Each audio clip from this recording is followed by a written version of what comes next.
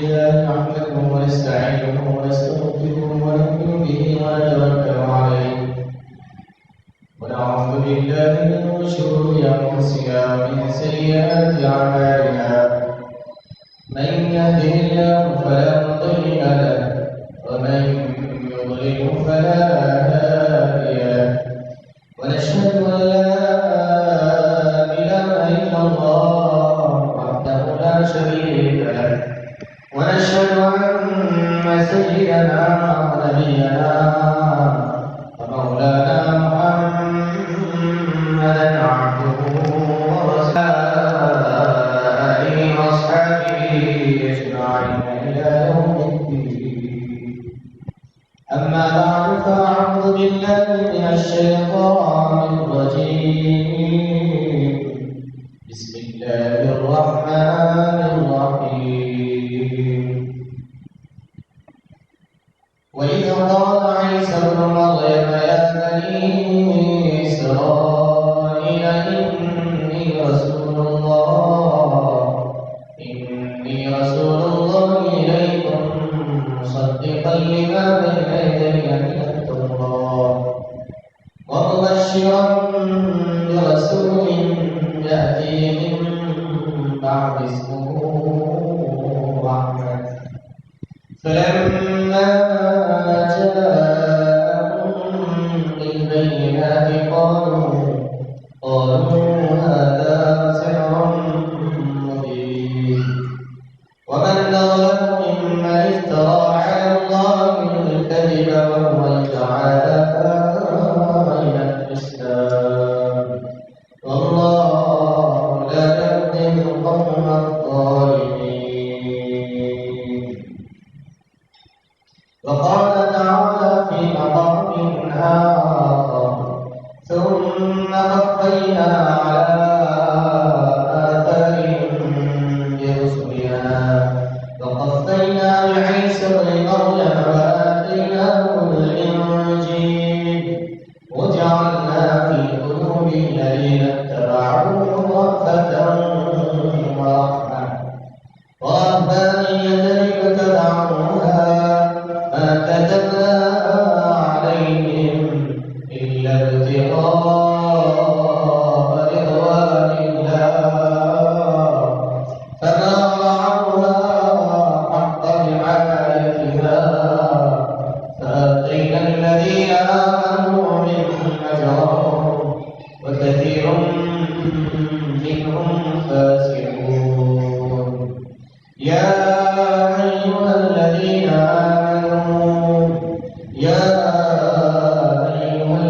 آمنوا اتقوا الله وآمنوا برسوله يؤتكم كفلين من رحمته ويجعل لكم نورا تمشون به ويغفر لكم والله غفور رحيم.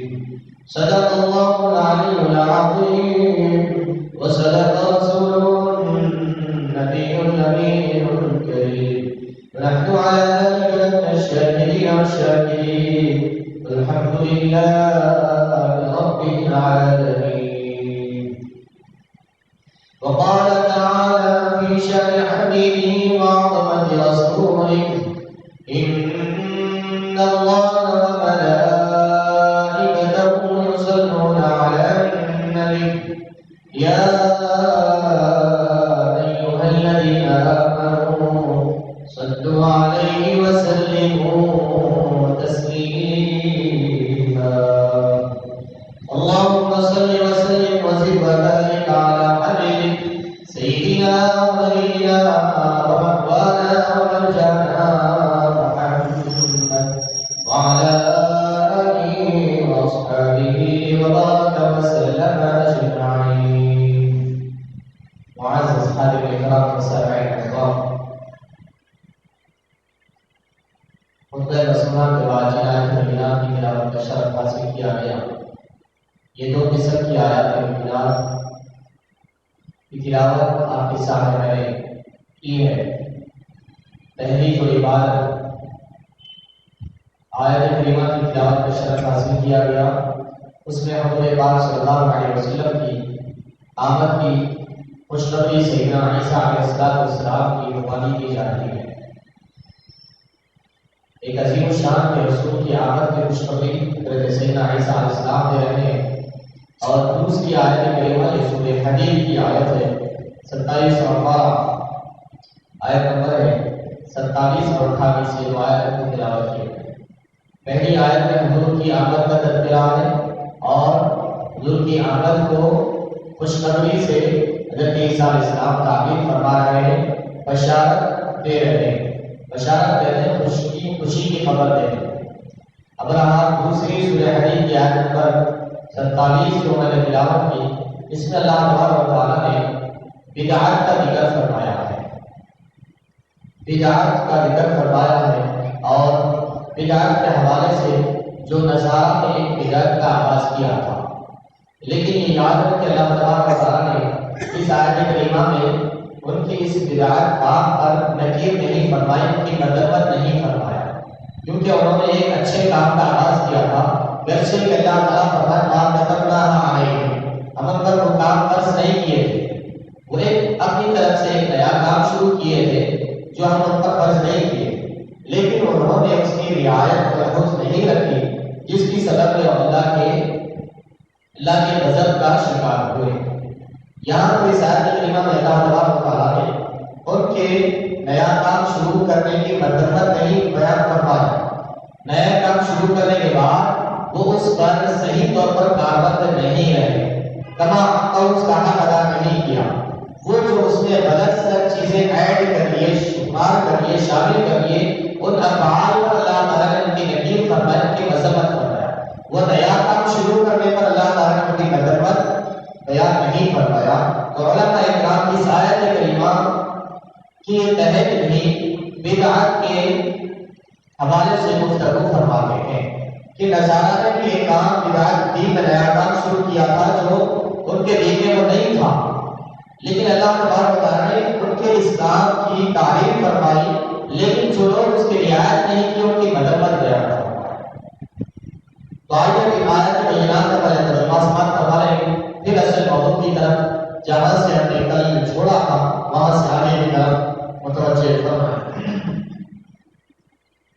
پہلی آیت کریمہ جو سورہ صف کی ہے، اس میں اللہ تبارک و تعالیٰ نے ارشاد فرمایا، اور یاد کرو جب عیسیٰ ابن مریم علیہ السلام نے بنی اسرائیل سے فرمایا، انی رسول اللہ الیکم، بے شک میں تمہاری طرف اللہ کی طرف سے رسول بنا کر بھیجا گیا، مصدقا لما بین یدی من التوراۃ، اور میں تصدیق کرنے والا ہوں جو میرے سامنے تورات ہے، تورات کی تصدیق کرنے والا ہوں، ومبشرا برسول، اور ایک عظیم الشان رسول کی بشارت دیتا ہوں، ایک عظیم الشان رسول کی خوشخبری دیتا ہوں، یاتی من بعدی، جو میرے بعد آئیں گے، جو میرے بعد آئیں گے، اس کو احمد، جن کا نام احمد ہوگا۔ عیسیٰ علیہ السلام نے اپنے قوم سے خطاب کر کے فرما دیا کہ ایک رسول آنے والے ہیں، ان کی میں بشارت دیتا ہوں، جن کا نام بھی بتا دیا احمد ہے، ان کے اوصاف بھی ذکر فرمایا۔ یہاں پر قرآن مجید میں ان کے اوصاف بیان کرنے کا ذکر نہیں ہے، لیکن احادیث مبارکہ میں اور تورات اور انجیل وغیرہ میں اس چیز کا ذکر موجود ہے۔ عیسیٰ علیہ السلام نے اپنی قوم کو حضور پاک صلی اللہ علیہ وسلم کے اوصاف بیان فرمائے، آپ کی خصلتیں، آپ کا حلیہ مبارک، ساری چیزیں واضح طور پر انہیں بیان فرما دیا۔ لیکن جب حضور آئے تو پھر وہ لوگ جو نصارہ جو تھے، بنی اسرائیل تھے، حضور پر ایمان لانا چاہیے تھا کیونکہ ان کے پیغمبروں نے اس چیز کی ہدایت کی، لیکن وہ لوگ ایمان نہیں لائے، ایمان سے پھر گئے، حضور پاک صلی اللہ علیہ وسلم سے پھر گئے، وہ ایمان نہیں لائے۔ یہ آیت کریمہ میں حضور کی آمد کا تذکرہ ہو رہا ہے، اور دوسری آیت اب یہ اس سے اتنا ذہن میں رکھے کہ حضور کی آمد کی خوشخبری عیسیٰ علیہ السلام دے رہے ہیں، خوشی کی خبر سنا رہے ہیں، تو ایک امتی کے لیے حضور کی آمد اس سے بڑھ کر خوشی اور کیا ہو سکتی ہے؟ عیسیٰ علیہ السلام وہ پیغمبر ہے جو حضور کی امت میں ہونے کی دعا فرما ہے، اور اللہ تعالیٰ نے آپ کی دعا کو قبول فرمایا، اور قرب قیامت عیسیٰ علیہ السلام کی امت محمدیہ میں حضور پاک صلی اللہ علیہ وسلم کی امتی کی حیثیت سے دنیا میں بھی تشریف لا ہے۔ تو حضور پاک صلی اللہ علیہ وسلم کی آمد کی خوشخبری حضور کے آنے سے پہلے عیسیٰ علیہ السلام نے سنا ہے۔ اب اگر ہم حضور کے آنے کے بعد بعثت اور حضور کی پیدائش پر خوشی کا اظہار کرتے ہیں یہ ناجائز بالکل نہیں ہوگا، بلکہ یہ مستحسن اور مستحب ہوگا۔ اور دوسری گفتگو اس بارے میں کہ بدعت کے حوالے سے کہ ہر کام بدعت ہے، تو اس بات کی تعلیم نہ قرآن کرتی ہے نہ احادیث مبارکہ کرتے ہیں، کیونکہ ہر کام بدعت نہیں ہے۔ قرآن پاک سے بھی یہ واضح ہے اور احادیث مبارکہ سے بھی واضح ہے، اور عقل رکھنے والوں کو بھی یہ بات سمجھ میں آتی ہے۔ ہر کام کو بدعت کہہ دیا جائے تو پھر کوئی چیز نہ آپ کا چلنا پھرنا ممکن ہوگا، نہ آپ کا سفر آسان ہوگا، نہ آپ کا دین پر عمل کرنا آسان ہوگا، ساری چیزیں مشکل ہو جائیں گی اگر ہر کام کو بدعت کہہ کر اس کو ترک کر دیا جائے، چھوڑ دیا جائے۔ یہ سورہ حدید ہے، اس کی آیت نمبر 27، جس میں اللہ تبارک و تعالیٰ ارشاد فرما رہا ہے ثم قفینا علی آثارهم بعیسی ابن مریم ثم قفینا علی آثارهم برسلنا۔ اس سے پہلے اللہ تعالیٰ سے پہلے کہ آدمی نوح علیہ السلام کا ذکر فرماتے ہیں کہ ہم نے نوح علیہ السلام اور ابراہیم علیہ السلام کو بھیجا رسول بنا کر وجعلنا فی ذریتہم النبوۃ والکتاب، اور ان کی ذریت میں یعنی نوح علیہ السلام اور ابراہیم علیہ السلام کے اولاد میں ہم نے نبوت عطا فرمائی، انہیں کتاب بھی دی، نبوت سے بھی سرفراز کی۔ ان میں کے کچھ لوگ یعنی ان کے اولاد میں کچھ ہدایت یافتہ تھے جو شاید راہ راست پر تھے، وکثیر منہم فاسقون، اور ان میں کے اکثر لوگ فاسق تھے، حد تجاوز کرنے والے تھے، گنہگار تھے، راہ راست نہیں تھے۔ پھر اس کے بعد اللہ تعالیٰ ارشاد فرمایا ثم قفینا علی آثارهم برسلنا، ہمارا سلسلہ نبوت و رسالت نوح علیہ السلام اور ابراہیم علیہ السلام پر ختم نہیں ہوا، ان کے بعد بھی ہم پیغمبروں کو مسلسل پیغام ہے، ان کے بعد بھی کنٹینیو بھیجتے رہے۔ ابراہیم علیہ السلام اور نوح علیہ السلام کے بعد بھی پیغمبروں کا سلسلہ جاری رکھے۔ وقفینا بعیسی ابن مریم، پھر ان پیغمبروں کو بھیجتے بھیجتے آخر میں ان کے بعد عیسیٰ ابن مریم علیہ السلام کو ہم نے بھیجا۔ وآتیناہ الانجیل، اور ہم نے عیسیٰ ابن مریم علیہ السلام کو انجیل عطا فرمایا۔ وجعلنا فی قلوب الذین اتبعوہ رأفۃ ورحمۃ، اور ہم نے جو ان کی اتباع کی عیسیٰ علیہ السلام کی جو اتباع کیے ان کے دلوں میں ہم نے رحمت اور رحمت، نرمی اور شفقت رکھ دیا ان کے دلوں میں، یعنی نصارہ کے دل میں۔ وَرَحْمَانِيَّةً ابْتَدَعُوهَا مَا كَتَبْنَاهَا عَلَيْهِمْ إِلَّا ابْتِغَاءَ رِضْوَانِ اللَّهِ فَمَا رَعَوْهَا حَقَّ رِعَایَتِهَا، یعنی نصارہ کے دل میں ہم نے جو عیسیٰ علیہ السلام کے پیروکار ہیں ان کے دلوں میں نرمی، محبت، شفقت، مودت، رحمت، الفت، یہ چیزیں رکھ دیا۔ وَرَحْمَانِيَّةً ابْتَدَعُوهَا، اور رہبانیت جو جس کو انہوں نے ایجاد کیا، یعنی ایک نئی بدعت نکالا ہوا، ایک نیا کام شروع کیا، رہبانیت۔ اب رہبانیت کیا ہے؟ رہبانیت کہتے ہیں گھر بار بیوی بچے خاندان قبیلہ یہ سب چھوڑ چھاڑ کر انہوں نے جنگلوں اور پہاڑوں کا رخ اختیار کر لیا، کس لیے؟ خالص اللہ تعالیٰ کی عبادت کے لیے۔ اگر ہم گھر بار بیوی بچوں میں رہیں گے تو خالص اور توجہ کے ساتھ اللہ کی عبادت نہیں کر سکتے، یا یہ لوگ ہمارے اللہ کی عبادت کرنے میں خلل انداز ڈال دیں گے۔ اس لیے انہوں نے گھر بار بیوی بچے خاندان قبیلہ چھوڑ کر جنگلوں کی طرف پہاڑوں کی طرف چلے گئے اور وہاں پر خالص اللہ تعالیٰ کی عبادت کر رہے ہیں، صبح شام اٹھتے بیٹھتے چلتے پھرتے دن رات اللہ کی عبادت کر رہے ہیں تاکہ اللہ تعالیٰ کا قرب حاصل کرے، اللہ تعالیٰ کے قرب میں جتنا ہو سکے قریب سے قریب تر ہو سکے، اس مقصد سے انہوں نے ایک نیا کام شروع کیا۔ اللہ تعالیٰ فرماتے ہیں ما كتبنا علیہم، ہم یہ کام ان پر فرض نہیں کرتے، بیوی بچے گھر بار خاندان قبیلہ شہر قریا یہ چھوڑ کر تم جنگلوں میں پہاڑوں میں چل جاؤ، ہر چیز یہ چیز ان پر فرض نہیں کیے تھے۔ یہ لوگ اپنی خوشی سے اپنے طور پر اللہ کی عبادت کے لیے اللہ کو راضی کرنے کے لیے ایسا کام اختیار کیا۔ الا ابتغاء رضوان اللہ، ہم نے ان پر یہ چیز فرض نہیں کیا تھا، الا ابتغاء رضوان اللہ، وہ صرف اللہ کو راضی کرنے کے خاطر ایسا کیے، گھر بار چھوڑ چھاڑ کر جنگلوں میں پہاڑوں کی طرف چلے گئے۔ پھر اس کے بعد ان کے جلال فما رعوها حق رعایتها، لیکن انہوں نے جو ایک نیا کام بدعت شروع کیا تھا جیسا اس کا حق تھا اس کے حق کو بجا نہیں لایا، یعنی جیسا انہوں نے کام شروع کیا تھا خالص اللہ کے لیے اس پر کھڑے نہیں اترے، اس میں کچھ نئی چیزیں جو غیر غلط چیزیں بھی آگے چل کر اس میں ایڈ ہو گئی۔ بس ابراہیم ان میں سے جو لوگ ایمان لائے ان کو ہم نے اجر عطا فرمایا، ثواب عطا فرمایا، وکثیر منهم فاسقون، اور ان میں کے اکثر فاسق تھے، گنہگار تھے، حد سے تجاوز کرنے والے تھے۔ ابراہیم کے لوگ یہ کیوں ایجاد کیے، اس کے بارے میں مفسر اکرام کے اقوال ہے، فرماتے ہیں یہ عیسیٰ علیہ السلام کے کچھ نیک اور متقی اور پرہیزگار علماء، نیک اور متقی پرہیزگار لوگ تھے۔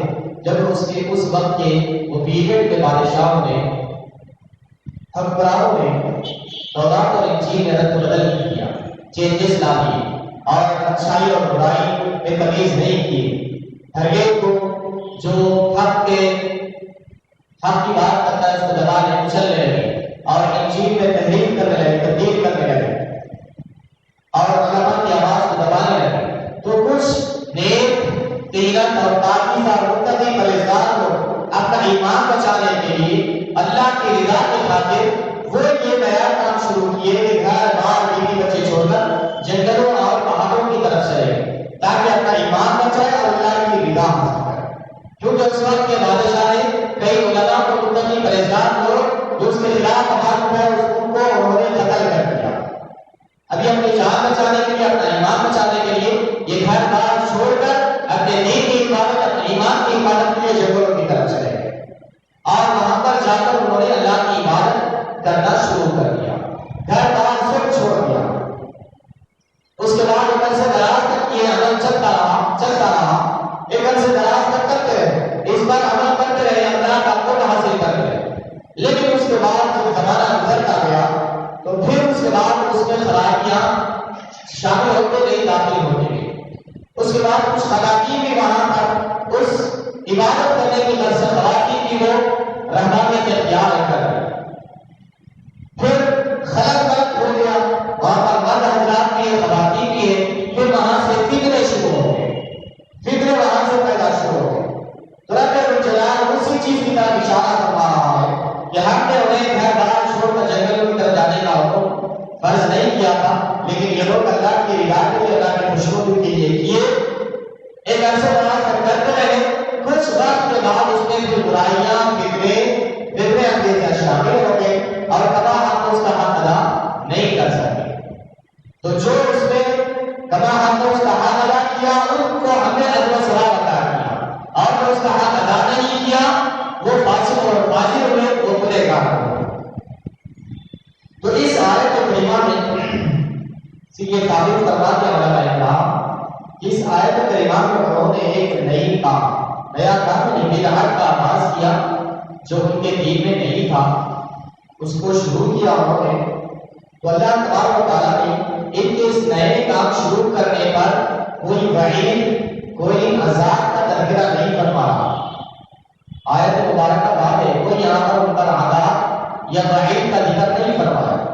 ہاں، وہ کام شروع کرنے کے بعد جو اس پر قائم رہے ان کو ثواب دینے کی بات ہو رہی ہے، اور جو قائم نہیں رہے وہ گنہگار ہوئے ہیں، یہ فرما رہے ہیں اپنے خلاف۔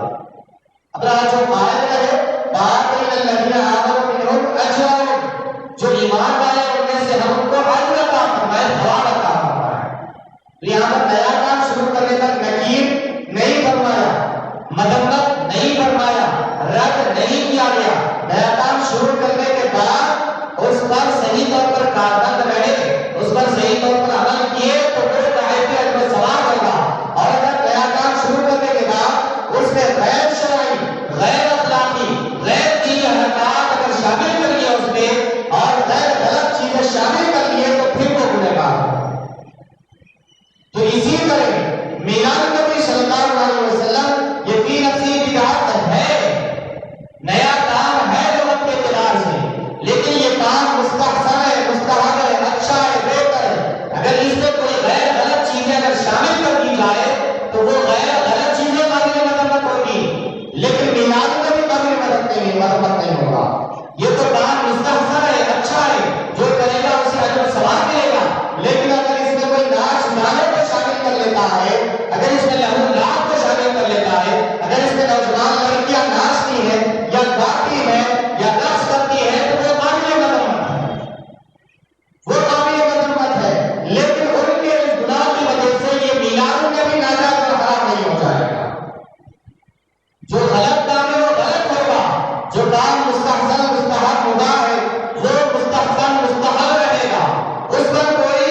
نکیر نہیں ہو کہ اس پر کوئی مذمت نہیں ہو۔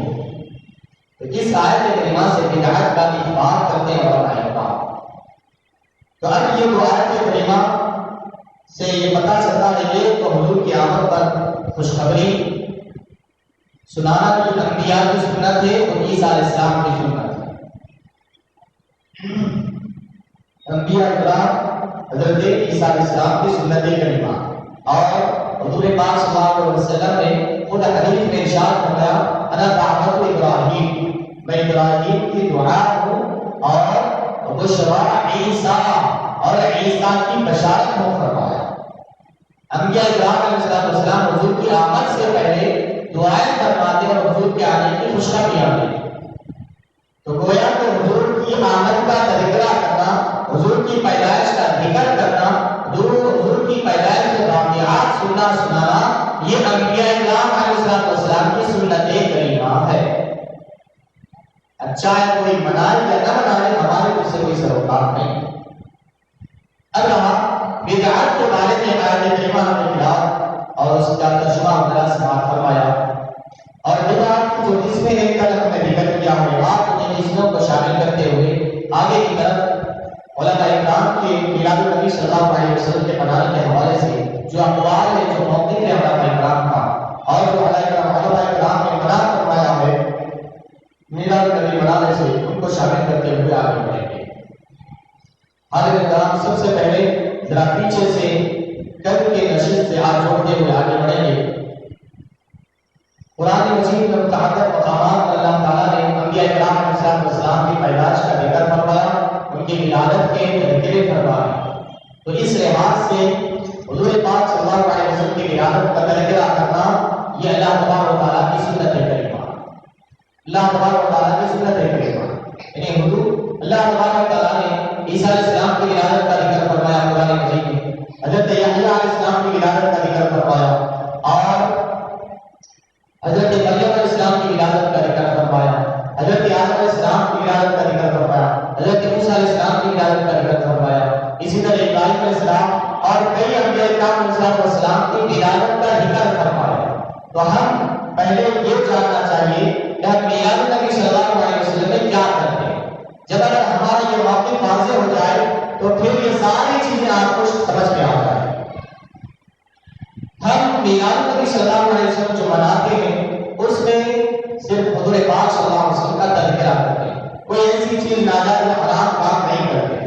جو میلاد النبی صلی اللہ علیہ وسلم کے محافل کو ناجائز اور حرام کہہ دے یہ نہیں ہو سکتا کہ ہم اس میں کوئی ایسے غیر غلط یا غیر شرعی حرکت کرتے ہوں۔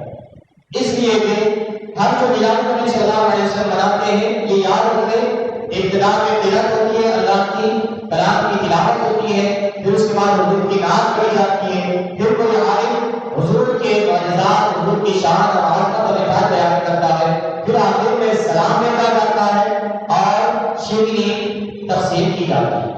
اگر 4-5 چیزوں کو آپ اسلام کی اور قرآن حدیث کی روشنی میں اگر دیکھ لیں گے تو قرآن پڑھنا، سنانا یہ عبادت ہے اور نعت شریف یہ حضور پاک صلی اللہ علیہ وسلم کی سنت ہے۔ وہ جو حضور حضرت حسان بن ثابت رضی اللہ عنہ کو نعت سنانے کے لیے ممبر شریف بچھایا کرتے تھے، تو نعت سنانا یہ حضور کی سنت ہے۔ اور اسی طریقے سے حضور کی شان بیان کرنا پورا قرآن حضور کی شان ہے۔ اللہ تبارک و تعالیٰ نے کہیں پر رفعنا لک ذکرک فرمایا، کہیں پر فرمایا والضحیٰ، اے حبیب تیرے چہرے منور کی قسم ہے، کہیں پر فرمایا واللیل اذا سجا، اے حبیب تیری سیاہ زلفوں کی قسم ہے، کہیں پر رب جلال فرمایا لعمرک انہم لفی سکرۃ یعمہون، اے حبیب تیری عمر کی قسم یہ لوگ بھٹکے ہوئے، یہ لوگ نشے میں ہیں، یہ لوگ مدہوش ہیں۔ الغرض پورا قرآن اٹھا کر دیکھیں، کبھی وما ارسلناک الا رحمۃ للعالمین فرمایا، اے حبیب ہمیں آپ کو سارے جہانوں کے لیے رحمت بنا کر بھیجا ہے۔ کبھی فرمایا یا ایھا النبی انا ارسلناک شاہدا ومبشرا ونذیرا، اے حبیب ہم نے آپ کو شاہد یعنی گواہ، بشارت دینے والا اور ڈرانے والا بنا کر بھیجا۔ کہیں پر رب جلال فرمایا فکیف اذا جمعناہم لیوم لا ریب فیہ، اے حبیب یاد کرو اس وقت کیسا ہوگا جب سارے لوگوں کو ہم جمع کریں گے۔ اور اس مقام پر ارشاد فرمایا فکیف اذا جئنا من کل امۃ بشہید وجئنا بک علی ہؤلاء شہیدا، ساری امتوں کو اور سارے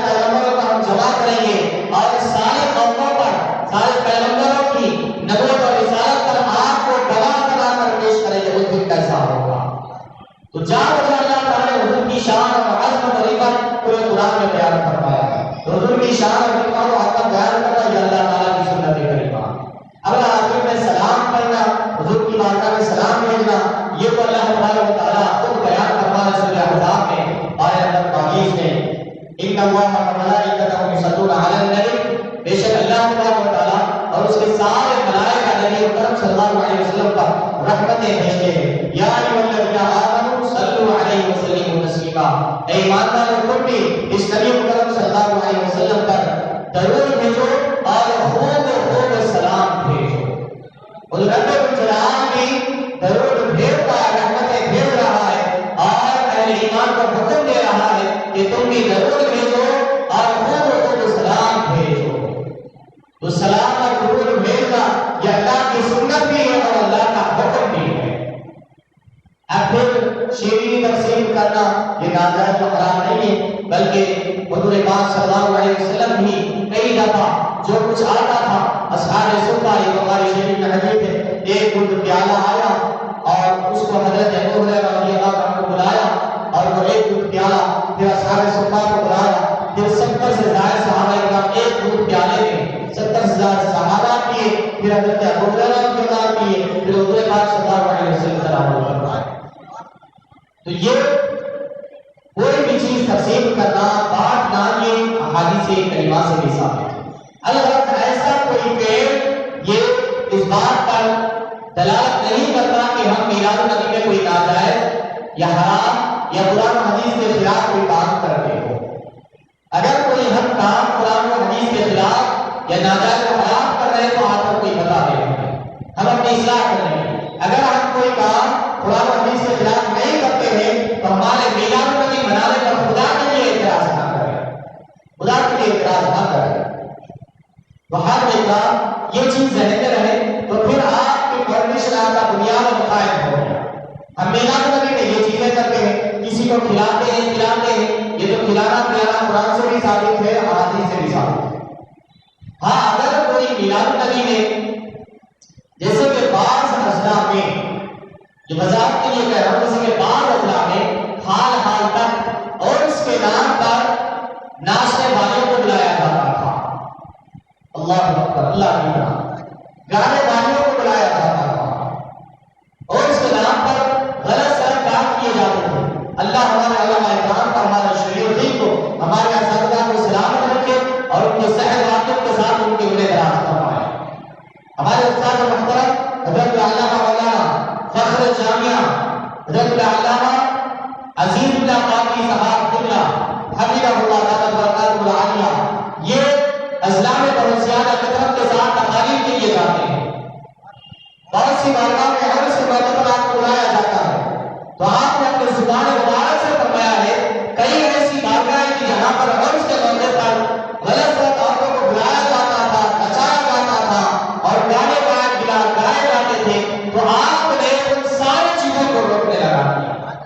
یہ سب چیزیں ناجائز اور حرام ہیں، ان ساری چیزوں کو منع کر دیا، ختم کر دیا.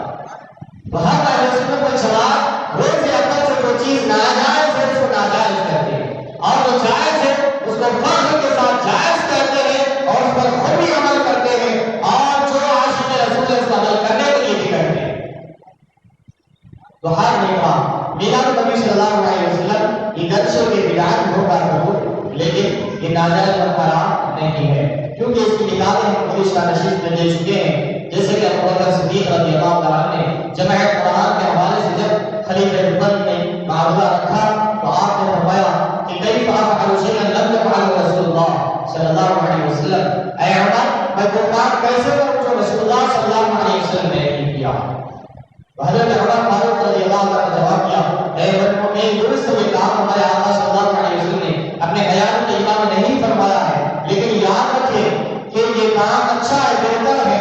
اگر ہم یہ کام نہیں کریں گے تو ہمارا قرآن بھی ایسے ہی ضائع ہو جائے گا جیسے کہ یہود نصارہ کی کتابیں ضائع ہو گئی.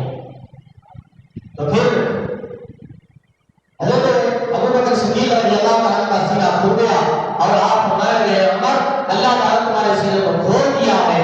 اس کے بعد حضرت ابو بکر صدیق رضی اللہ عنہ اس کام کے لیے تیار ہو گئے اور حضرت زید رضی اللہ عنہ کو اس کام کی ذمہ داری سونپ دی کیونکہ آپ حافظ قرآن تھے اور حضور پاک صلی اللہ علیہ وسلم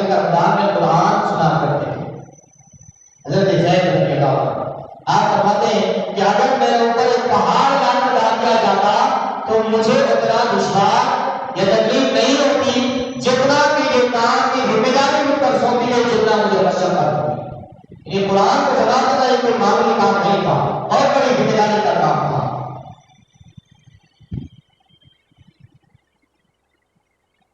پھر حضرت ابوبکر صدیق رضی اللہ عنہ بھی اس کے لیے تیار ہو گئے۔ پھر اس کے بعد حضرت زید رضی اللہ عنہ کو اس کام کے لیے تیار کیے کہ تمہاری ذمہ داری میں یہ کام کیا جائے گا، تو آپ نے فرمایا یہ کام میں نہیں کر سکتا۔ پھر اس کے بعد حضرت ابوبکر صدیق رضی اللہ عنہ فرمانے لگے کہ هو والله خیر، اے زید یہ خدا کی قسم یہ کام بہتر ہے، اچھا ہے، تم اس کو غلط نہ سمجھو۔ پھر آپ بھی تیار ہو گئے، اس کام کے لیے تیار ہو گئے۔ پھر اس کے بعد قرآن کو اکٹھا کیا گیا، جمع کیا گیا۔ یہ کام بچے حضور کے زمانے مبارک نہیں تھا، لیکن حضرت ابوبکر صدیق رضی اللہ تعالیٰ نے پہلے انکار کیا تھا بدعت سمجھ کر، لیکن جب اس میں خیر اور بھلائی دیکھی تو پھر اس کو اچھا کیا گیا۔ اسی طرح تراویح جماعت کے ساتھ پڑھنے کا بھی ذکر ہم نے کر دیا ہے کہ حضرت عمر فاروق رضی اللہ تعالیٰ جو ایک روز دورے پر نکلے تھے رات کے وقت میں، جب لوگوں کو متفرق جداگانہ طور پر نماز پڑھتے ہوئے دیکھے تو ان لوگوں سے کہا کہ تم لوگ ایک امام کے پیچھے نماز پڑھیں۔ لوگوں نے کہا کہ بدعت ہے، لیکن آپ نے دوسرے روز فرمایا نعمت البدعۃ هذه، یہ اچھی بدعت ہے، یہ تو کتنی پیاری اور اچھی بدعت ہے۔ غرض بدعت کی ہو تو اچھی بدعت ہے۔ اب اس کے بعد بدعت کی جو اقسام ہے، بدعت کی کچھ قسمیں علماء کرام نے بیان فرمائی ہیں۔ آج اس بدعت کی قسمیں ہم آپ کے سامنے رکھیں گے، کل بھی رکھ دیے تھے، آج ذرا تفصیل کے ساتھ رکھیں گے، کیونکہ آج یہی عنوان رہے گا بدعت کی، میلاد النبی صلی اللہ علیہ وسلم اور بدعت کی قسمیں۔ میلاد النبی صلی اللہ علیہ وسلم اور بدعت کی قسمیں۔ گرچہ کہ بدعت کہتے ہیں نئے کام، لغت کے اعتبار سے، ڈکشنری کے اعتبار سے نیا کام جو پہلے نہ کیا گیا ہو، جس کی سابق میں کوئی مثال نہیں ملتی ہو، نیا کام، تو اس کو بدعت کہتے ہیں۔ اور شریعت میں جو حضور کے زمانے میں نہ ہو اس کو بدعت کہتے ہیں۔ حضور کے بعد جو نیا کام شروع ہو شریعت میں اس کو بدعت کہتے ہیں۔ یہاں پر بہت سارے فقہاء کرام کے اقوال اور بدعت کے قسمیں ذکر کی گئی ہیں، لیکن یہاں پر امام علامہ یحییٰ بن شرف الدین نبوی رحمۃ اللہ علیہ نے بدعت کی جو قسمیں ذکر فرمائی ہے، یہ حضرت امام ابو محمد عبدالعزیز بن عبد السلام رحمۃ اللہ علیہ رضی اللہ عنہ، جو تمام علوم میں ماہر اور فائق تھے، ان کے حوالے سے امام نبوی بدعت کی قسمیں بیان فرما رہے ہیں۔ اور کل ہم ذکر کر چکے ہیں کہ بدعت کی 5 قسمیں، بدعت کی 5 قسمیں۔ پہلی قسم واجب، دوسری مستحب، تیسری مباح، چوتھی مکروہ تحریم یعنی حرام کے قریب، اور 5ویں مکروہ تنزیہی۔ یہ 5 قسمیں ہم نے ذکر کیا۔ اب آپ یہ چیزیں ہر ایک کی مثال دیتے ہوئے آگے بڑھیں گے تاکہ بات واضح ہو جائے۔ یہ چیزیں کل ہم ذکر کر کے کہ آج ہم تفصیلاً اس کو ذکر کریں گے۔ پہلی قسم جو بدعت واجبہ یعنی ضروری ہے، وہ بدعت کے بغیر کوئی چارہ نہیں ہے، وہ بدعت کے بغیر کوئی چارہ نہیں ہے۔ اور یاد رکھیں یہ بدعت کو دیکھا جائے گا قواعد شرعیہ کے مطابق ہے یا نہیں۔ اگر قواعد شرعیہ میں بعض چیزیں واجب ہے، ضروری ہے ان کا سیکھنا، تو وہ بدعت کی واجب ہوگی، اور اگر بعض چیزیں ایسی ہیں جن سے بچنا لازم اور ضروری ہے، اور اگر کوئی اس میں غلطی ہوتا ہے وہ حرام ہے، گناہ ہے، تو ایسی بدعتیں حرام ہوگی۔ اور بعض چیزیں شریعت میں مکروہ ہے یا مباح ہے، جو اس کے ماتحت آتے ہیں اسی کے حساب سے اس کا حکم لگے گا۔ اگر واجب کے ماتحت آتے ہیں تو واجب کا حکم لگے گا، اگر حرام کے ماتحت آتے ہیں تو حرام کا حکم لگے گا، اگر مستحب کے ماتحت آتے ہیں تو مستحب کا حکم لگے گا، اگر مباح کے ماتحت آتے ہیں تو مباح کا حکم لگے گا، اور اگر مکروہ کے تحت آتے ہیں تو مکروہ کا حکم لگے گا۔ واجب، حرام، مستحب، مکروہ اور مباح۔ اب اس کے بعد یہی قاعدہ ذکر فرمایا آپ نے کہ بدعت کا قواعد شریعہ سے موازنہ کیا جائے گا۔ قواعد شریعہ جس قاعدے کے تحت آئے گی اس کا حکم لگے گا۔ اگر واجب کے تحت آئے گی تو واجب لگے گا، حرام کے تحت آئے گی حرام، مکروہ کے تحت مکروہ، مستحب مستحب، مباح مباح۔ اب اس کے بعد ہر ایک کی مثالیں دے رہے ہیں. بدعات اور واجبات کی بات مثالیں یہ ہے کہ وہ بدعات ضرور ہے لیکن واجب ہے ان کا سیکھنا.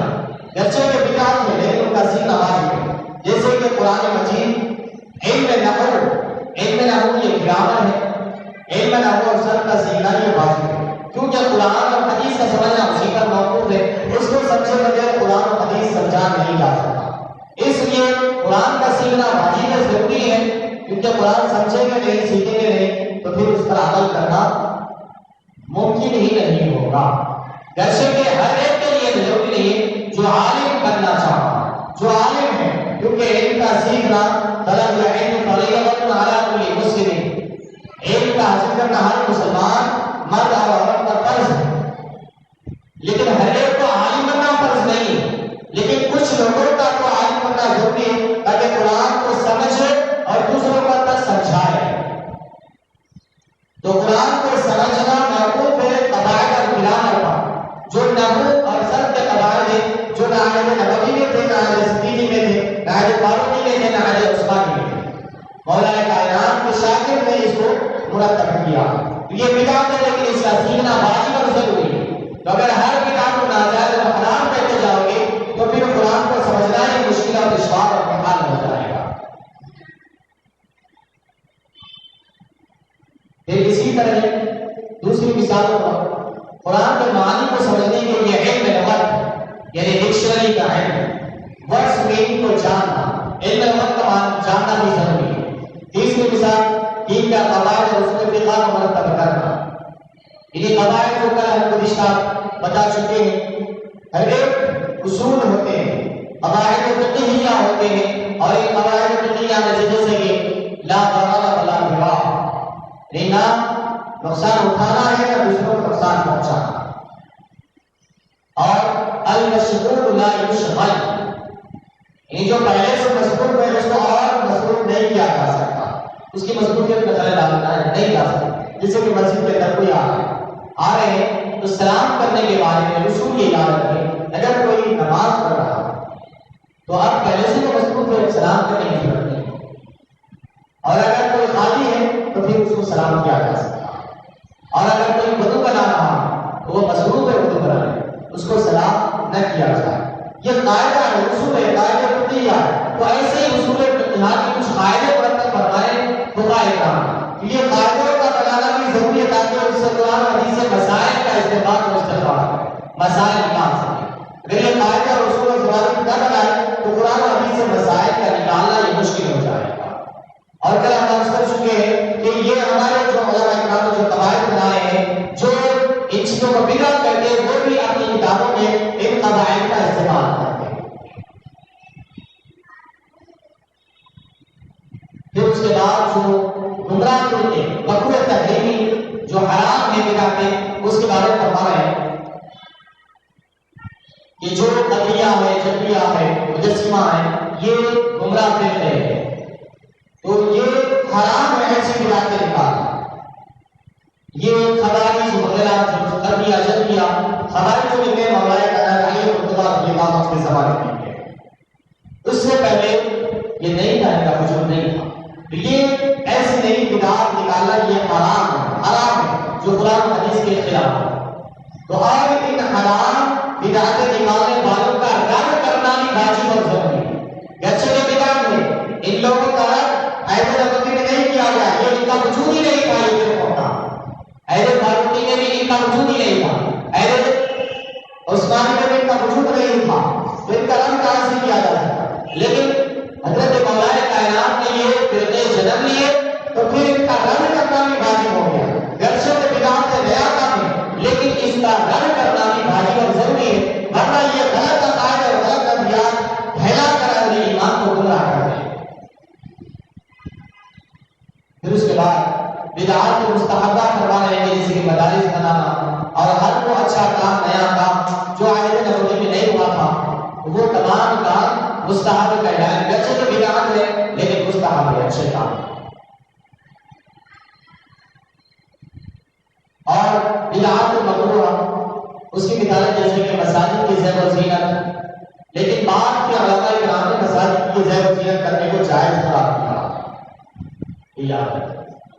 بدعات و مباح یعنی جو مباح ہے جس کا کرنا اور نہ کرنا برابر ہے، کوئی ثواب نہ ہوتا، جیسے فجر اور عصر کے بعد مسافہ کرنا، یہ بدعت ضرور ہے، عہد نبوی میں یہ اس پر عمل نہیں کیا جاتا تھا، لیکن بعد میں لوگوں نے اس کو مستحسن سمجھا ہوا ہے اور اس کا رواج پالا، کیونکہ حدیث پاک میں آتا ہے جب دونوں بندے مسافہ کرتے ہیں تو حدیث پاک میں آتا ہے کہ جدا ہونے سے پہلے اللہ تعالیٰ دونوں کی مغفرت فرما دیتا ہے، تو اس لیے علماء کرام نے مستحب سمجھا، اس کو بہتر سمجھا اور عصر اور مغرب کے بعد مسافہ کرنے کو کہا۔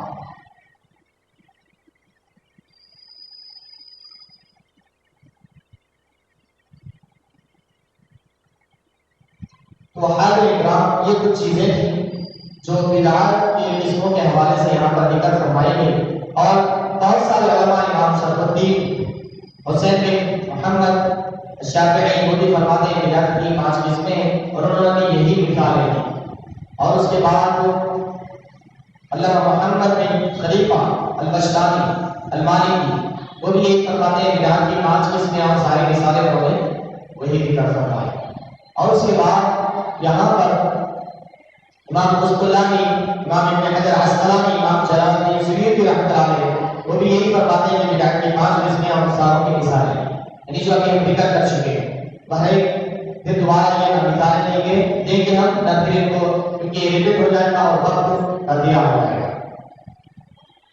امام سلطانی نے بھی بدعت کی قسمیں 5 بیان فرمائی اور وہی مثالیں بیان فرمائی، اور علامہ ابن عابدین شامی رحمۃ اللہ علیہ یہ بھی بہت بڑے فقیر گزرے ہیں، انہوں نے بھی بدعت کی 5 قسمیں ذکر فرمائی اور ان کی مثالیں، اور اس کے بعد یہاں پر دیوبند کے علماء کے کچھ حوالے دیے جا رہے ہیں، انہوں نے جس میں شیخ شبیر احمد عثمانی جو 1369 ہجری میں جن کا سن وفات ہے، انہوں نے بھی علامہ نووی کے حوالے سے بدعت کی 5 قسمیں ذکر فرمائی اور وہی ساری چیزیں انہوں نے بھی ذکر فرمایا، اور شیخ محمد زکریا بن محمد یحییٰ الکندھلوی یہ بھی علماء دیوبند میں سے، انہوں نے بھی یہی فرمایا، علامہ عینی کے حوالے سے یہ بدعت کی قسمیں ذکر فرمائی، اور اسی طرح شیخ محمد ادریس کاندھلوی یہ بھی علماء دیوبند میں سے، انہوں نے بھی بدعت کی 5 قسمیں بیان فرمائی۔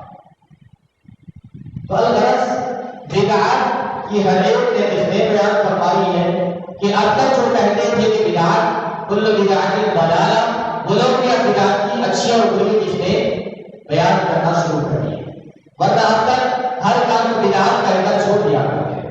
خود غیر مقلدین کے عالم جن کو بہت زیادہ فضل ہوتے ہیں وہ شیخ علامہ ابن تیمیہ، انہوں نے بھی بدعت کی جس کا بیان کرتا ہے، لیکن ان کا موقف ذرا الگ ہے، ذرا اس کو بھی واضح کر دوں کہ وہ بدعت کو بدعت نہیں کہتے ہیں۔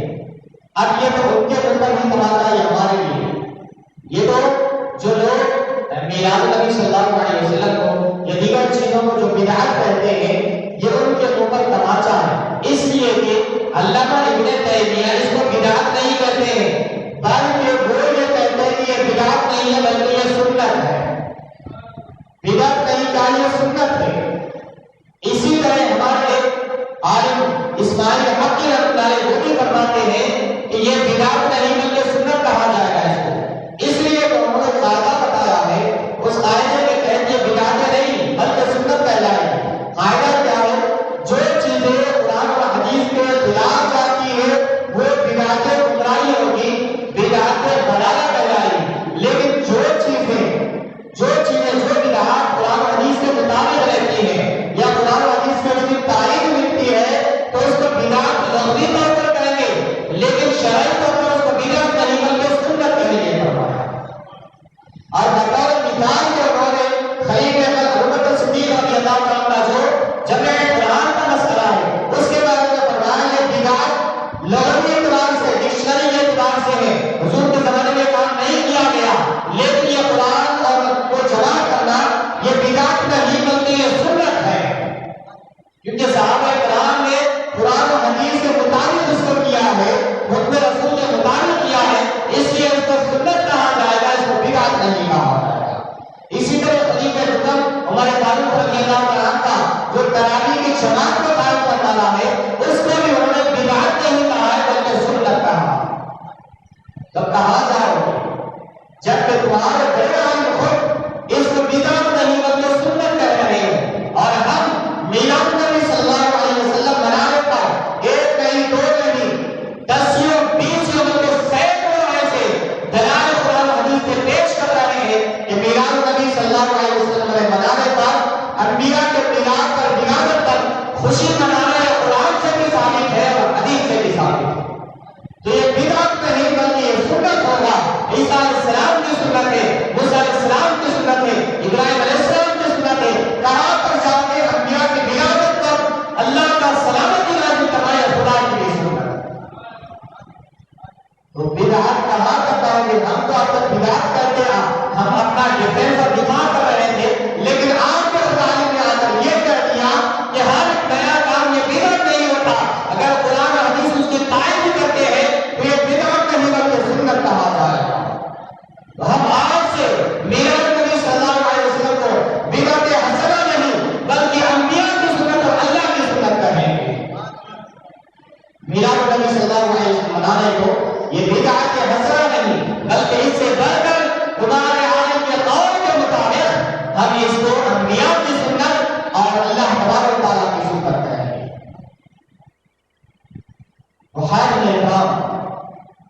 تو اب بدعت کرنے کی ضرورت نہیں ہے۔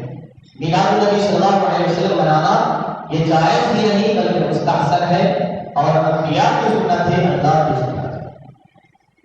تو یہ چیز یہاں پر ہم اس کو اختتام کرتے ہیں، اور اسی طرح دیگر غیر متعلقین علماء کا بھی ذکر ہے، لیکن وہ ساری چیزوں کا ہم چھوڑ رہے ہیں، وقت کافی قریب آ چکا ہے۔ اب ذرا اگر آپ حضرات کی اسی کے ذہن میں اگر کچھ شکوک و شبہات ہو میلاد نبی صلی اللہ علیہ وسلم منانے کے تعلق سے، تو وہ ابھی ذکر کروا دے، اس کو شامل کر دیں گے، کیونکہ اب ہم ان علماء اور محققین شارحین کا تذکرہ کر رہے ہیں جو میلاد نبی صلی اللہ علیہ وسلم جو خود منائیں اور منانے کی تاکید کریں، اور ان پر جو اللہ تعالیٰ کا فضل، کرم، انعام، احسان جو ہوا اس کو انہوں نے بیان کروایا۔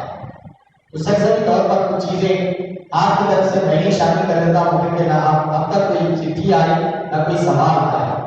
تو ہر اعتراض سب سے پہلے جو اعتراض ہوتا تقریباً ہم نے جو چیزیں اب تک ذکر کیے اس میں سارے جو اشکالات تھے اس کے تقریباً جوابات آ گئے ہیں، لیکن کچھ چیزیں جن کے اشکالات ذہن میں ہو سکتے ہیں یا غیروں نے اس کو واضح کیا ہے۔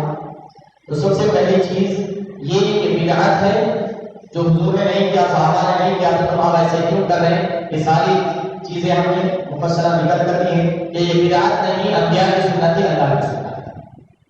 صحابہ نہیں کیے تو بدعت کسے کہتے ہیں؟ جو سرکار کے زمانے میں نہ ہو۔ اگر بدعت میں اگر چھوڑ دیا جائے تو آپ قرآن بھی نہیں پڑھ سکتے، آپ جماعت سے تعالیٰ پڑھنا بھی آپ کے لیے گناہ ہے، کیونکہ یہ بھی بدعت سرکار کے زمانے میں نہیں ہوا۔ ہاں اگر آپ سنت پر عمل کرنا چاہیں تو صرف 3 دن تراویح پڑھو، اس کے بعد چھوڑ دو، بعد میں آپ سنت پر عمل کر پائیں۔ نہیں اگر آپ اس کو بدعت بھی کرتے ہیں اور پورا مہینہ تراویح بھی پڑھتے ہیں تو آپ علم میں خیانت کر رہے ہیں۔ ایک چیز اپنے لیے الگ مان رہے اور ہمارے لیے الگ اصول بتا رہے، یہ آپ کے علم میں خیانت ہے۔ اگر آپ تو بدعت تو نہیں ہے، بدعت ہے کہ اگر مان کے لیا جائے تو بدعت حسنہ کہیں گے زیادہ سے، ورنہ ہم تو یہ کہیں گے کہ یہ انبیاء کی اور اللہ کی سنت ہے۔ انبیاء کی ولادت پر خوشی کا، فرحت کا، مسرت کا اظہار کرنا یہ انبیاء کی سنت ہے، اور ولادت پر سلامتی کا نازل کرنا یہ اللہ کی سنت ہے، کیونکہ منصور مریم میں یحییٰ علیہ السلام، عیسیٰ علیہ السلام کی ولادت پر اللہ تعالیٰ سلامتی نازل کرنے کا ذکر فرمایا ہے۔ تو سلامتی کب نازل ہوتی؟ جب خوشی اور اسی وقت نازل ہوتی، کیا حالات کے وقت سلامتی نازل ہوتی؟ نہیں۔ تو اب اس کے بعد اور ایک چیز جو یہاں پر شامل کر لیتے ہیں، میلاد النبی صلی اللہ علیہ وسلم منانے کو بعض لوگ ایک الگ نظریے سے دیکھتے ہیں اور کہتے ہیں کہ کیا سرکار کو نہیں معلوم تھا میلاد منانا؟ کیا اللہ کو نہیں معلوم تھا؟ کیا صحابہ کو نہیں معلوم تھا میلاد منانا؟ صحابہ کو نہیں منانا؟ تم اتنے بڑے ہو گئے، اتنا آگے چلے گئے. جب کہ دین مکمل ہو گیا، جب کہ دین مکمل ہو گیا، آیت نازل ہو گئی الیوم اکملت لکم دینکم واتممت علیکم نعمتی ورضیت لکم الاسلام دینا. یہ دین مکمل ہو گئی، ہونے کی آیت نازل ہو گئی اور تمہیں دین میں ایک نیا کام شروع کر رہے ہیں اور ایک نیا کام شروع کر رہے ہیں. تو گویا کہ یہ بدعت ہے. تو بدعت کے حوالے سے سارے اشارات ختم ہیں. یہ بدعت نہیں ہے، یہ سنت ہے. اب رہی اور ایک بات، اگر یہ آیت نازل ہونے کے بعد دین مکمل ہو گیا تو تفسیر بغوی اور تفسیر طبری وغیرہ کے حوالے سے ایک چیز میں یہاں پر ذکر کروں کہ الیوم اکملت کے حوالے سے جب یہ آیت نازل ہوئی تو اس کے بعد ایک آیت نازل ہوئی. اگر دین مکمل ہو گیا ہے تو پھر اس کے بعد کوئی اور حکم نازل نہیں ہونا تھا. لیکن تفسیر ابن جریر وغیرہ میں ہے کہ جو آیت الربا ہے یعنی سود لینا جو حرام ہے، یہ تفسیر بغوی کے حوالے سے ذکر کر رہا ہوں. سود لینا جو حرام ہے، یہ آیت کریمہ الیوم اکملت لکم دینکم کی آیت کے بعد نازل ہوئی ہے. جب دین مکمل ہو گیا تھا تو پھر اللہ تعالیٰ یہ آیت بعد میں کیوں نازل فرمایا؟ تو یہ پتا چلا کہ دین مکمل ہونے کا مطلب یہ نہیں ہے. دین یقیناً مکمل ہو چکا ہے، اس میں کوئی شک نہیں ہے، لیکن جو چیز اسلام میں بہتر ہوگی وہ چیزیں اس میں غالب ہوتے جائیں گی، آئیں گی. جیسے کہ خلیفہ اول نے بہتر سمجھا اور قرآن کو جمع کر دیا، خلیفہ دوم نے بہتر سمجھا اور جماعت کو قائم کر دیا، خلیفہ عثمان غنی رضی اللہ عنہ نے بہتر سمجھا اور ایک ختم 7 خلافتوں کو جمع کر دیا قرآن شریف کو، اور خلیفہ چاروں نے بہتر سمجھا اور علم سر اور نور کو ابتدا کے لیے ایجاد کیا اور اس کو نیا آغاز کیا. تو جب ضرورت پڑی حجاج بن یوسف نے بہتر سمجھا، اہل عجم کے لیے قرآن پر اعلان لگائے، نقطے لگائے. اگر الیوم اکملت لکم دینکم کہہ کر اگر یہ ساری چیزوں سے اگر یہ ساری چیزیں نہیں کی جاتی تو آج ہمارا دین صحیح طور پر سمجھنے کے لائق نہیں ہوتا تھا، صحیح طور پر کوئی سمجھنے کے لائق نہیں ہوتا تھا. لیکن علماء امت اور خیر خواہان امت جب تک دین میں جو چیزیں بہتر سمجھیں گے وہ چیزیں اس میں آتی جائیں گی، شامل کرتے جائیں گے. ہاں وہ چیزیں اگر قرآن و حدیث کے مطابق ہے یا اس کی تعریف کرتے ہیں تو جائز ہوگے، اور اگر قرآن و حدیث کے خلاف ہوگے تو وہ ناجائز. یہ کہنا کہ دین مکمل ہو گیا اور دین میں تم نئی چیز آغاز کر رہے ہو تو یہی اعتراض کریں کہ حق سب چاہو سب پر ہوتا، یہ ہم پر اعتراض دیتا ہے سب پر ہوتا ہے. اب رہا ایک دوسرا اشکال یہ بھی ہوتا ہے کہ عید اسلام میں صرف کوئی نہیں، یہ تو تیسری عید کہاں سے آئی، یہ صرف 30 کی عید کہاں سے آئی. یاد رکھیں عید اسلام میں صرف 2 ہی ہے، یہ بات ٹھیک ہے، لیکن بانی جانے کے بارے میں اپنے کو بات کرواتے ہیں. آپ کو رمضان مبارک کے عید ملی، رمضان کی روزے رکھنے کی خوشی، اور جو عید بقر عید ملی ہے حضرت اسماعیل علیہ السلام جو صبح میں سے بچ گئے، ان کے صدقے میں اسماعیل علیہ السلام کے صدقے میں رمضان کی عید ہے.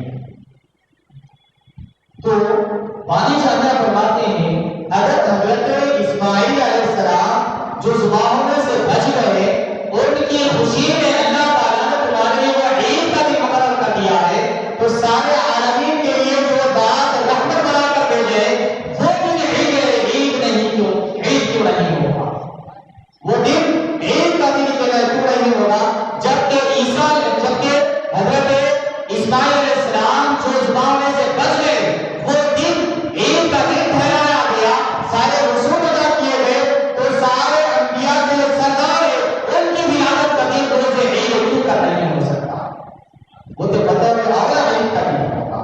اسی لیے علماء رسول کو جماعت کرواتے عید الاعیاد، ساری عیدوں کی عید ہے. ارے یہ جو رمضان مبارک کی عید ہے یا بقر عید کی عید ہے، یہ تمہیں کس کے صدقے میں ملی، یہ جس ذات کے صدقے میں ملی وہ ذات کی آمد، یہ عید الاعیاد ہے. یعنی اگر وہ نہ ہوتے تو تمہیں نہ رمضان کی عید میں اثر آتی تھی نہ بقر عید کی عید تمہیں ملتی تھی. جس ذات کے صدقے میں تمہیں عید ملی اس رات کی پیدائش یہ ساری عیدوں کی عید ہے. اور اسی طرح عید صرف اسی کو نہیں کہا جاتا، عید خوشی کے وقت کو کہا جاتا. جیسے کہ حضرت عیسیٰ علیہ السلام کی قوم نے حضرت عیسیٰ علیہ السلام سے فرمایا انزل علینا مائدۃ من السماء تکون لنا عیدا لاولنا وآخرنا وآیۃ منک.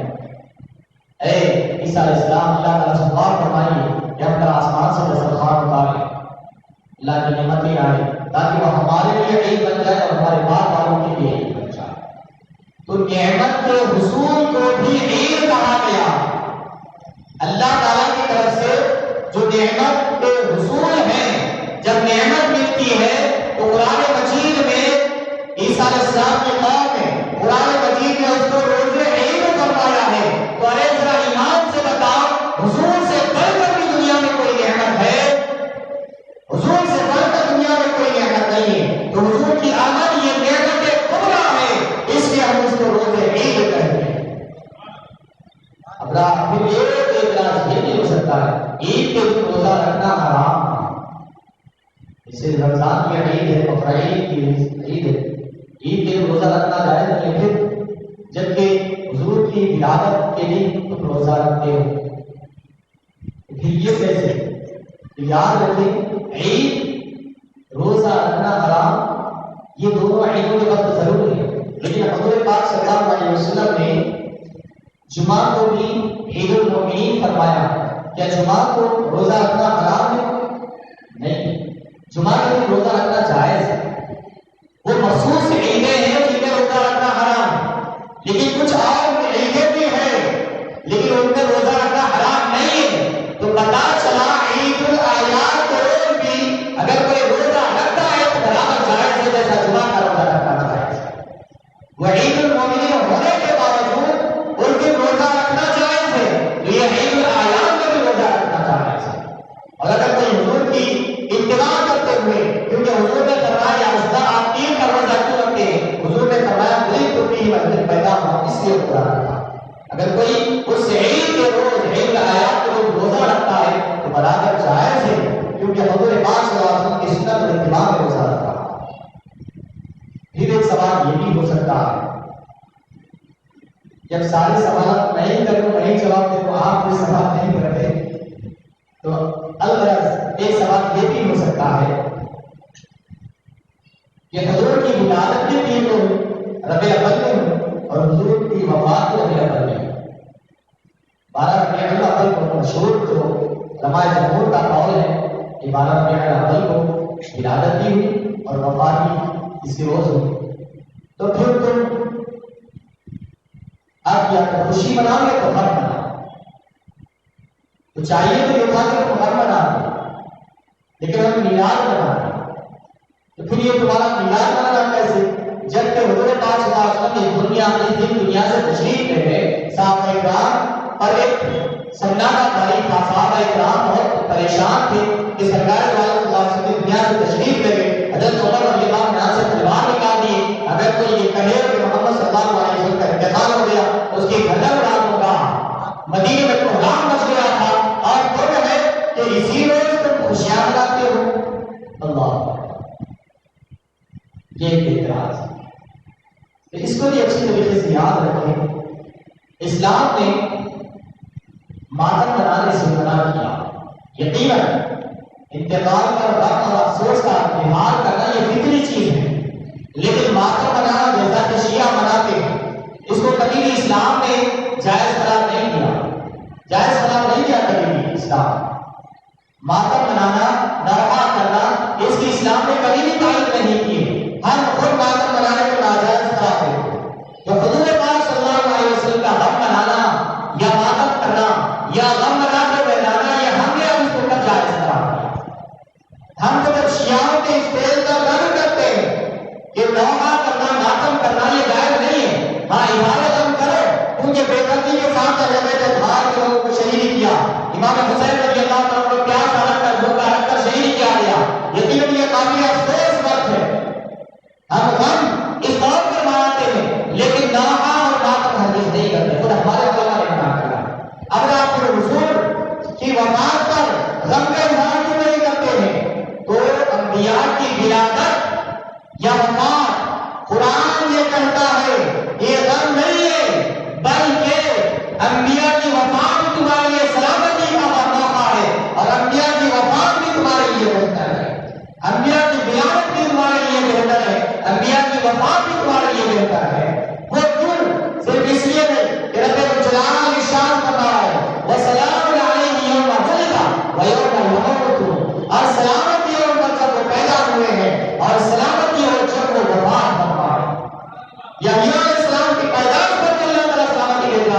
ان کی وفات پر بھی اللہ تعالیٰ سلامتی بھیجا ہے. عیسیٰ علیہ السلام کی پیدائش پر بھی سلامتی اور ان کی وفات پر بھی سلامتی. ارے انبیاء کی وفات پر اللہ تعالیٰ سلامتی بھیج رہا ہے تو یہ کہاں سے غم اور افسوس کا موقع ہو گیا. چاہے اگر مان بھی لیا جائے غم اور افسوس کرتا ہے تو یاد رکھو حضور کی وفات یہ ہمارے لیے نقصان اور خسارے کا دن نہیں ہے، یہ ہمارے لیے باعث شرف اور باعث رحمت ہے. اس لیے کہ بخاری شریف کی حدیث ہے اور دیگر کتابوں میں حدیث مبارک بانی ہے. حضور نے ارشاد فرمایا اگر فرض لکم اے لوگوں میں تمہارے لیے فرض ہو، میں یہاں سے آگے جا رہا ہوں. فرض جسے کہتے ہیں جو آگے جا کر جو پیچھے آنے والے ہیں ان لوگوں کے انتظامات دیکھنے کے لیے جو جاتا ہے اس کو فرض کہتے ہیں. اس لیے حضور نے فرمایا لوگوں میں فرض تمہارے لیے میں آگے جا رہا ہوں. میرے امتیوں تمہارے تم جب پیچھے آؤ گے تمہیں آگے جا کر تمہاری شفاعت کے انتظامات کرنے کے لیے آگے جا رہا ہوں.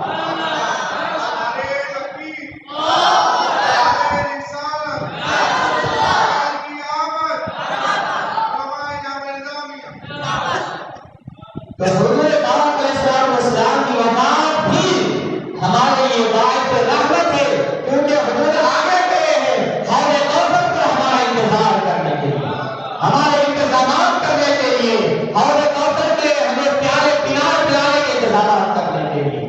آپ تم صراط پر جب گنہگار امتی گزر رہے ہوں گے جبرائیل علیہ السلام کو پر بچھانے کے اطلاعات کرانے کے لیے.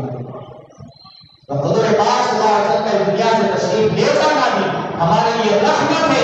اس لیے ہم حضور کا میلاد مناتے ہیں، حضور کا غم نہیں مناتے. بہت اکرام اس طریقے سے اور بیجا دیکھ کے بہت سارے اعتراضات ہیں لیکن انشاءاللہ الحمدللہ علماء اہل سنت والجماعت نے ان کے بے تک کے سوالات کے ہر سوال کا جواب دیا کیونکہ ان کے بے بنیاد اور غلط غلط اعتراضات اس کا جواب قرآن حدیث سے دیا گیا ہے. تو اللہ تعالیٰ نے کرام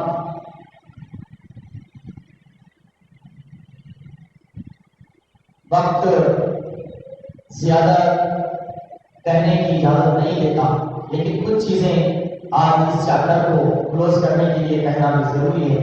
اس لیے میں یہاں ضروری چیزیں شامل کر رہا ہوں. اس پر کتابیں لکھی گئی. سب سے پہلے اعتراض کیا گیا، اس اعتراض کے جواب میں امام سیوطی رحمۃ اللہ علیہ نے مفصلاً ہر ان کا جواب دیا. جو عالم جدید تھے شیخ تاج الدین النخعی، انہوں نے سب سے پہلے اعتراض کیا میلاد منانے کا. یہ ناجائز ہے، حرام ہے کہہ کر انہوں نے اعتراض کیا. وہ اس کا بیس کیا ہے، فاؤنڈیشن کیا ہے، بیک گراؤنڈ کیا ہے؟ اس کی وجہ یہ ہے کہ جو انہوں نے ناجائز حرام قرار دیا تو اس کے الفاظ آپ سنیں تاکہ انہوں نے حرام کیوں کہا تو یہ بات آپ کو سمجھ میں آ جائے. وہ فرماتے ہیں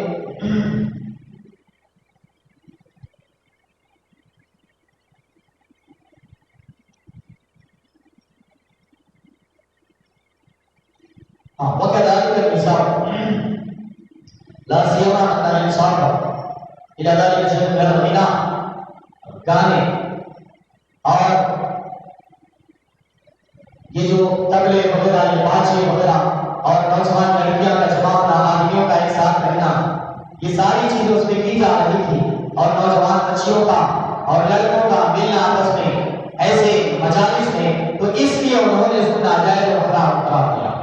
ہم نے ایسے مجالس کی کبھی بھی تائید نہیں کی. ہم بھی کہتے ہیں کہ ایسے مجالس جائز نہیں، کیونکہ علماء جامعہ فخر ہندوستان عزیز اللہ قادری صاحب کا حوالہ کے آپ کے سامنے پیش کیا کہ ہم نے کبھی بھی ایسے مجالس جس میں ناجائز کام کیے جاتے ہیں اس کی کبھی بھی تائید نہیں. ہم میلاد النبی کی تائید کر رہے ہیں جس میں جو جائز کام کیے جاتے ہیں ویسی محافل کی تائید کر رہے ہیں. جہاں تک ناجائز کام کیے جائیں گے ہم اس کی تائید نہیں کر رہے. انہوں نے ایک کتاب لکھی، چھوٹا رسالہ لکھا حضرت تاج الدین نخعی رحمۃ اللہ علیہ. تو اس کے جواب میں امام سیوطی رحمۃ اللہ علیہ ان کے ہر اعتراض کا جواب دیا. جتنے بھی ان کے اعتراضات تھے اس سب کا جواب دیا. اب وہ سارے جوابات آپ کو پڑھ کے نہیں سناؤں گا کیونکہ بہت ساری چیزیں میں آپ کو عرض کر چکا ہوں. اب یہاں سے وہ چیزیں سناؤں گا جو علماء اکرام ایک طویل فہرست ہے، بڑے بڑے علماء محدثین شارحین مفسرین جنہوں نے میلاد منایا اور منانے کی تاکید کی اور استدلال کیا منانے کو جائز قرار دیا، تو ان کے کچھ الفاظ یہاں پر نقل کر دیتا ہوں تاکہ بات اور پختہ واضح ہو جائے۔ محدث ابن جوزی یہ 500 ہجری کے ہیں، 510 ہجری ان کا ولادت ہے اور 579 ہجری ان کا وفات، یعنی تقریباً 800 سال پرانے محدث ہیں۔ لا زال اهل الحرمين الشريفين والمصر واليمن والشام وسائر بلاد العرب من المشرق والمغرب يحتفلون بمجلس مولد النبي صلى الله عليه وسلم ويفرحون بقدوم هلال شهر ربيع الاول سبحان الله ويهتمون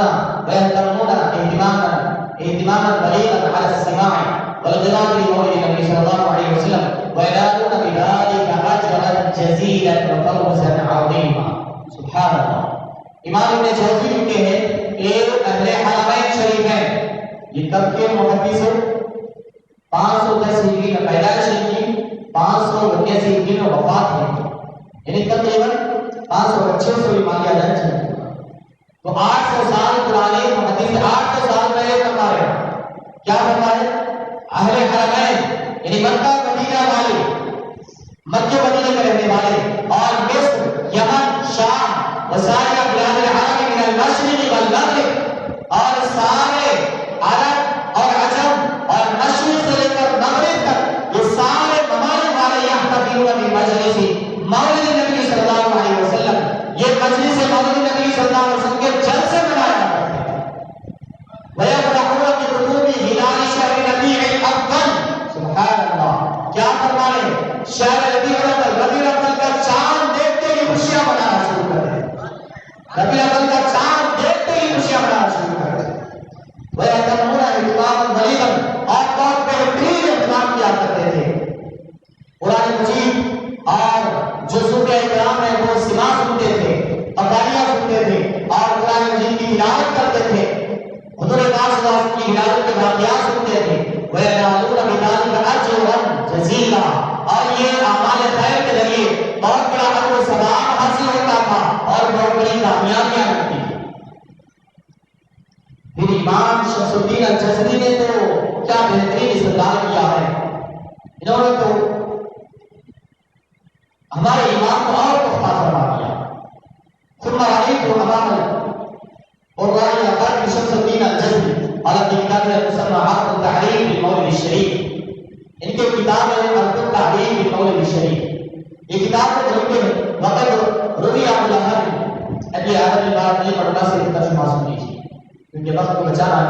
وہ فرماتے ہیں کہ روایت کیا ہے، بخاری شریف میں روایت ہے، ابو الحسن خان نے دیکھا کہ حضرت عباس رضی اللہ عنہ نے دیکھا، اس سے پوچھا کہ کیا حال ہے، وہ کہا کہ پریشانی میں اور تکلیف میں اور مصیبت میں ہوں، کہتا ہے کہ ہر دن کے روز میں حالات میں تخفیف ہوتی ہے اور یہ دو انگلیوں کے درمیان سے پانی نکلتا اور دیگر کچھ راحت محسوس کرتا۔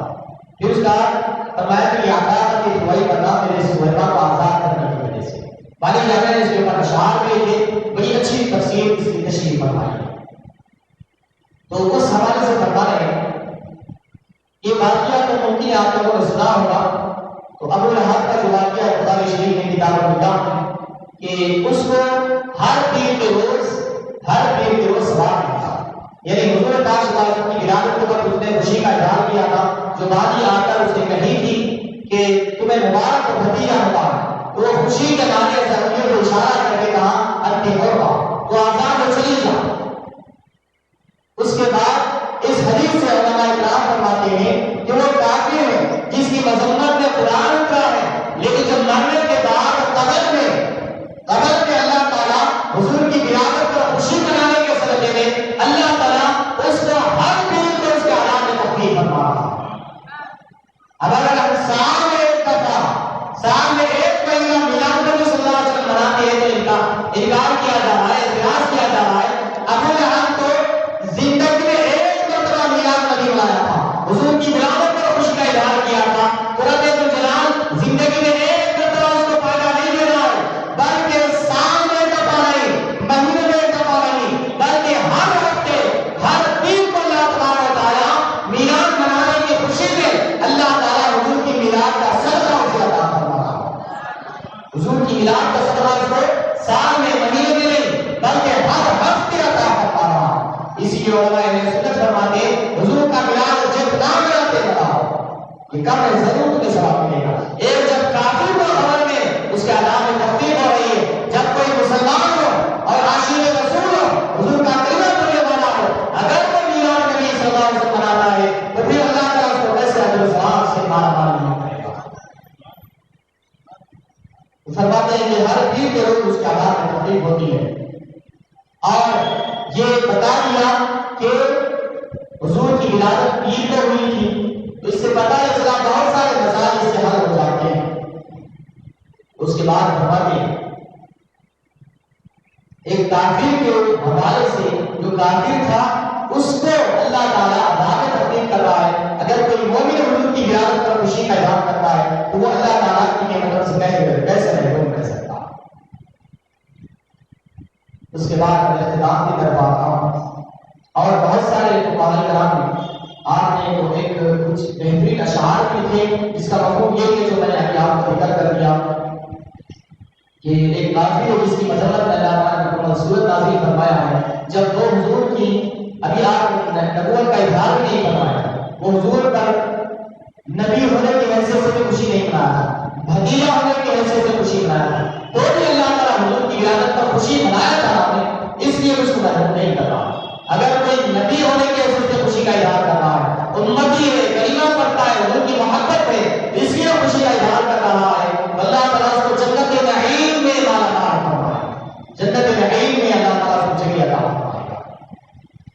شیخ عبد الحق محدث دہلوی رحمۃ اللہ علیہ فرماتے ہیں لا یزال اهل الاسلام یحتفلون بشان مولد صلی اللہ علیہ وسلم، اہل اسلام ایک عرصے دراز سے حضور صلی اللہ علیہ وسلم کا میلاد مناتے آ رہے ہیں، ويعملون على البدائل، اور بڑی بڑی دعوتیں کر رہے ہیں حضور پاک صلی اللہ علیہ وسلم کی میلاد میں، ويتصدقون في هدايا من انواع الصدقات، اور مختلف قسم کے خیرات و صدقات کر رہے ہیں، ويظهرون السرور، اور خوشیوں کا اظہار کر رہے ہیں، ويزيدون في المقامات ويعلمون بثواب كل كريم، اور مختلف قسم کے نیک کام کر رہے ہیں، اور وہ مولد نبی صلی اللہ علیہ وسلم حضور کی مولد کا بھی اہتمام کر رہے ہیں، حضور کی شان قصیدے پڑھ رہے ہیں، حضور کی شان، حضور کی گیت گا رہے ہیں، حضور کے گن گا رہے ہیں، اور آخر میں شام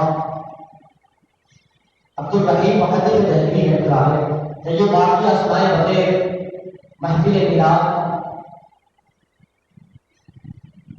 اپنے عروج کو، یا میں سمجھتا ہوں کہ کمال کو نہیں پہنچ سکتی ہے ہماری محنت، ہم کمال کو نہیں پہنچ سکتے جب تک یہ شاہ عبد الرحیم محدث دہلوی رحمۃ اللہ علیہ کا واقعہ یا ان کا میلاد منانے کا جو طرز تھا اس کو اس میں جب تک شامل نہیں کر لیں گے ہمارا کام کمپلیٹ رہ جائے گا یا کچھ اس میں کمی رہ جائے گی، اس لیے اس کو بھی شامل کریں گے۔ شاہ ولی اللہ محدث دہلوی رحمۃ اللہ علیہ ہمارے امام شاہ عبد الرحیم محدث دہلوی کے حوالے سے فرماتے ہیں ان کو اسلام کی ایام المولد تعاون صلہ بالنبی صلی اللہ علیہ وسلم پر یفتح فی سنۃ، آپ فرماتے ہیں ہر سال حضور کا میلاد منانا، یہ ان لوگوں کے لیے بہتر ہے جو میلاد پر اعتراض کرتے ہیں علماء دیوبند، کیونکہ یہ ان کے اکابرین کے ساتھ وہ لوگ بھی سنی تھے، اہل سنت والجماعت تھے، حضور کا میلاد مناتے تھے، لیکن علماء دیوبند تم آج کیوں اپنے اکابرین کے طرز عمل سے کیوں ہٹ گئے، کیوں ہٹ گئے تم اپنے اکابرین کے طرز عمل سے، ان کے راستے سے کیوں ہٹ گئے؟ وہ فرماتے ہیں کہ ہر سال حضور کا میلاد منانا، لیکن ایک سال ایسا ہوا کہ کچھ تنگی آ گئی، اللہ کچھ تنگی آ گئی کہ حضور کا میلاد کرنے کے لیے پیسے نہیں تھے، حضور کا میلاد کیسے کروں، بہت پیچھے کہ حضور کا میلاد آ گیا ہے، میرے پاس اتنی گنجائش نہیں ہے کہ اچھے اہتمام کے ساتھ حضور کا میلاد بناؤں، مگر میں نے اس کے بعد فرماتے ہیں کہ جب بالکل گنجائش نہیں تھی اور بالکل حضور کا میلاد ہو رہا تھا تو میں نے کیا کیا، آپ فرماتے ہیں کہ کچھ بھنے ہوئے چنے لگائے، فلم اجد الا حمصا مقلیا فقسمته بین الناس، میں سے بھنے ہوئے چنے لگایا اور وہ چنے لوگوں کے درمیان حضور کے لوگ کو سوار کر کے پہنچا دیا اور کھلا دیا، لوگوں میں تقسیم کر دیا، بانٹ دیا، یہ ہو گیا عمل آپ کا، آپ نے عمل کر دیا۔ اب تک تو اچھا شان سے حضور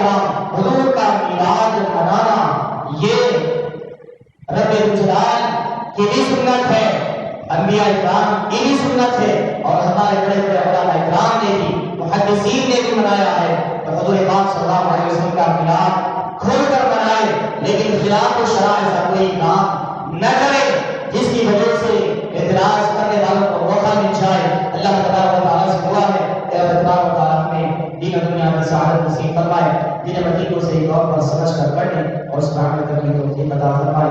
وصلی اللہ تعالی وسلم علی خیر خلقہ سیدنا محمد وعلی آلہ وصحبہ اجمعین.